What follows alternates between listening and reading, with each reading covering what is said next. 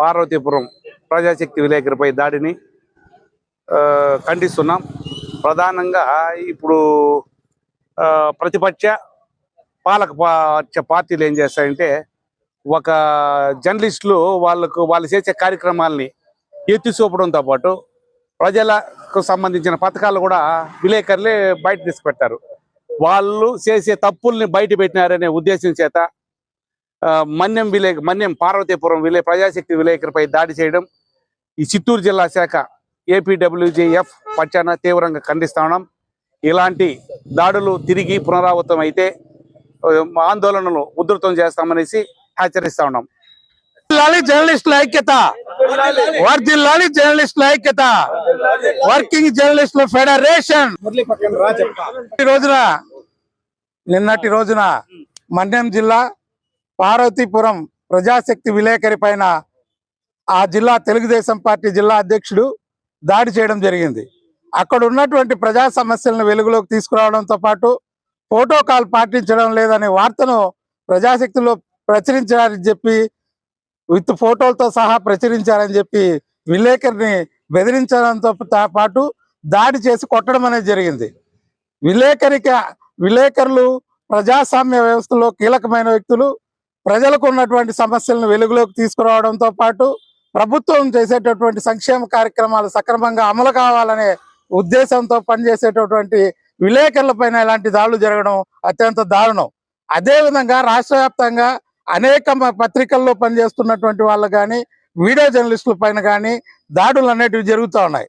ఏపీజేడబ్ల్యూఎఫ్గా మేము చెప్తున్నాం, జర్నలిస్టుల సంక్షేమం రక్షణ కోసం రాష్ట్ర ప్రభుత్వం ప్రత్యేక చట్టాన్ని ఒకటి తీసుకురావాలి. ఈరోజు ప్రభుత్వ ఉద్యోగుల పైన దాడి చేస్తే ఎలాంటి కేసులు పెడుతున్నారో అలాంటి కేసులే జర్నలిస్టుల పైన జరిగినటువంటి దాడుల పైన కూడా పెట్టాలని చెప్పి మా రాష్ట్ర సంఘం సీరియస్ గా రాష్ట్ర ప్రభుత్వంతో చర్చలు జరుపుతా ఉంది. ఆ విధమైనటువంటి జరగబోయేటటువంటి రాష్ట్ర మహాసభల్లో కూడా జర్నలిస్టుల యొక్క సంక్షేమంతో పాటు రక్షణ కోసం చట్టాలు తీసుకురావాలని చెప్పి తీర్మానాలు చేయబోతున్నాం.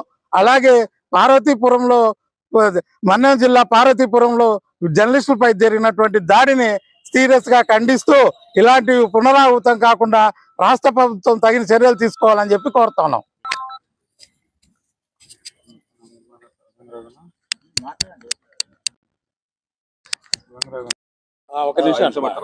ఈ రోజు ఈ ధర్నా ముఖ్య ఉద్దేశం ఏమిటంటే ప్రజాస్వామ్యం పైన గొడ్డలి పెట్టు లాంటిది పత్రికా విలేకరుల పైన దాడి అనేది ప్రజాస్వామ్యం పైన గొడ్డలి పెట్టు అని చెప్పేసి కూడా నేను ఈ సభాముఖంగా తెలియజేసుకుంటున్నాను. ఎందుకంటే పాలకపక్షమైన ప్రజాస్వామ్యంలో ప్రతిపక్షమైన ప్రభుత్వం యొక్క సంక్షేమ పథకాలు కానీ ప్రభుత్వం యొక్క లోటుపాట్లు కానీ పత్రికలే ప్రజలకు వారధిగా పనిచేస్తాయి.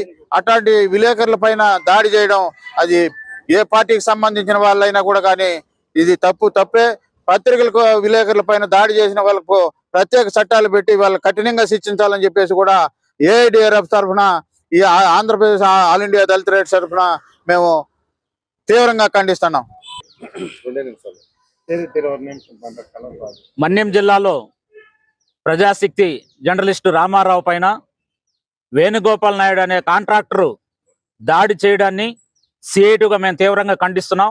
ఈరోజు జర్నలిస్టుల ఫెడరేషన్ తరఫున చేస్తున్న ఆందోళన వాళ్ళ పోరాటానికి సిఐటి సంపూర్ణ మద్దతు తెలియజేస్తున్నది. రాష్ట్రంలో అధికారంలో ఉన్న ప్రభుత్వాలు ప్రజాస్వామ్యాన్ని కూనే చేసే పద్ధతులనే ఉన్నాయి. గత ప్రభుత్వానికి ఈ ప్రభుత్వానికి తేడా లేకుండా ఉంది. ఈ ప్రభుత్వం మేము గత ప్రభుత్వానికంటే భిన్నంగా పరిపాలన ఉంటుందని చెప్పని స్పష్టంగా చెప్పారు. అయితే వీళ్ళు అధికారంలో ఉన్న ప్రజాస్వామ్యాన్ని కాపాడుతున్న జర్నలిస్టుల పైన దాడి చేస్తూ ఉంటే మరి ఇంకా ప్రజా ఉద్యమాల మీద ఎలా ఉంటుందని చెప్పి మనం ఊహించుకోవచ్చు.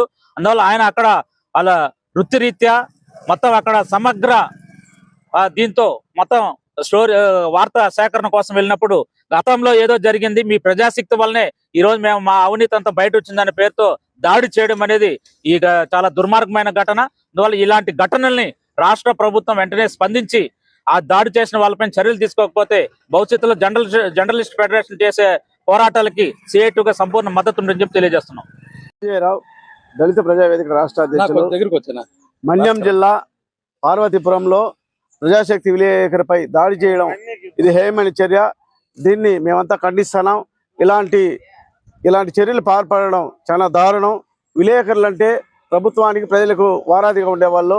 అలాంటి వారిపైన దాడి చేయడం దీన్ని మేము తీవ్రంగా ఖండిస్తున్నాం. ఈ విషయం పైన వెంటనే ప్రభుత్వం చర్య తీసుకోవాలని మేము డిమాండ్ చేస్తున్నాం.